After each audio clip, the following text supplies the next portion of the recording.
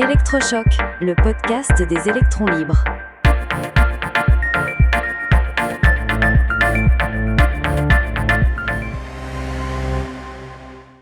Les business angels, ces super-héros méconnus de l'économie. Aujourd'hui, nous allons aborder le thème de ces investisseurs pas comme les autres qui sont essentiels au démarrage des entreprises innovantes. Salut Max, salut à tous. C'est un super sujet. On a souvent une image un peu floue, voire caricaturale, des business angels. On les imagine parfois comme des flambeurs qui jettent leur argent par les fenêtres ou au contraire, comme des prédateurs qui attendent la moindre faiblesse pour tout rafler. Exactement, et la réalité est bien plus nuancée et je trouve bien plus passionnante. Le premier point à comprendre, c'est qu'ils sont le premier carburant des startups. Sans eux, beaucoup d'idées géniales resteraient à l'état de simples projets sur un coin de table. C'est parce qu'ils interviennent à un stade où personne d'autre ose le faire.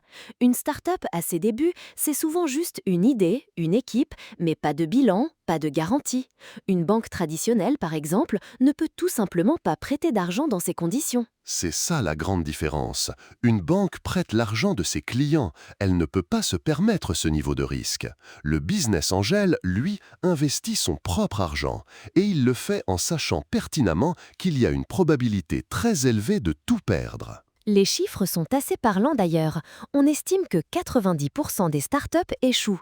Ça veut dire que pour un business angel, 9 investissements sur 10 se solderont par une perte sèche. C'est un risque énorme qu'ils assument dès le départ. Prenons un exemple pour que ce soit plus concret. Imagine un business angel qui investit 20 000 € dans une jeune pousse de la food tech. Sur le papier, c'est un pari. Si, par chance, cette entreprise cartonne et est rachetée plusieurs années plus tard pour, disons, 15 millions d'euros, sa part pourrait valoir 180 000 €. Un retour de 9 fois sa mise, c'est génial. Oui, mais c'est là qu'il ne faut pas oublier le reste du tableau. Pour obtenir ce succès, notre business angel a probablement investi la même somme dans 9 autres projets qui, eux, n'ont rien donné. 8 ont peut-être fait faillite et le dernier stagne sans générer de profit. Au final, son gain sur l'opération réussie sert surtout à couvrir toutes les autres pertes. C'est exactement ça. On est loin du jackpot systématique. Il faut du flair, beaucoup de patience, on parle de 7 à 10 ans avant un potentiel retour sur investissement et un sacré sang-froid. Et puis, il y a le cas exceptionnel, le rêve de tout investisseur, la licorne. C'est cette start-up qui atteint une valorisation de plus d'1 milliard d'euros. Là, oui, le retour peut être spectaculaire, jusqu'à 100 fois la mise initiale. Pense aux premiers qui ont cru en Airbnb ou Uber. Absolument, mais c'est l'exception qui confirme la règle. C'est un peu comme trouver une pépite d'or. Ça arrive, mais après avoir remué des tonnes de terre. Ce qui nous amène à une question essentielle. Mais pourquoi font-ils ça? Si le risque est si élevé, qu'est-ce qui les motive? C'est là qu'on sort de la pure spéculation financière. Un business angel n'est pas un simple spéculateur. Il est souvent passionné par l'innovation, par l'aventure entrepreneuriale. Il veut participer à la création des entreprises qui vont façonner le monde de demain. C'est un moteur puissant. Ils ne se contentent pas de signer un chèque. Ils s'investissent personnellement. Ils apportent leur expérience, leur réseau. Ils passent des heures à conseiller les fondateurs, à relire des présentations. C'est un véritable rôle de mentor. Tout à fait, et c'est pour ça que le mythe du vautour ne tient pas. Un vautour attend que sa proie meure pour en profiter.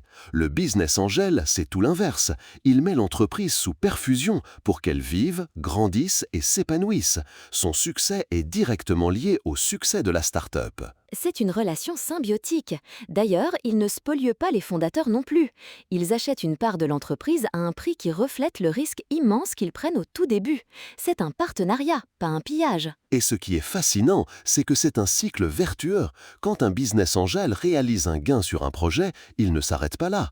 Très souvent, il réinvestit cet argent dans de nouvelles startups, stimulant ainsi tout l'écosystème de l'innovation. C'est un rouage essentiel. Sans eux, des pépites françaises comme Doctolib, Deezer ou Backmarket seraient peut-être restées à l'état de simples présentations PowerPoint. Ils permettent de transformer une vision en réalité. En conclusion, le business angel est bien plus qu'un simple investisseur. C'est un bâtisseur, un preneur de risques passionné et un mentor. Il est au cœur du réacteur de l'innovation, acceptant l'échec comme une part inévitable du chemin vers les grands succès qui changent notre quotidien. Une figure complexe et indispensable à notre économie. Loin des clichés, c'est avant tout un partenaire de la première heure pour les entrepreneurs audacieux. Merci Max, c'était très éclairant. Merci à toi Céleste et merci à tous de nous avoir écoutés. Soutenez les électrons libres.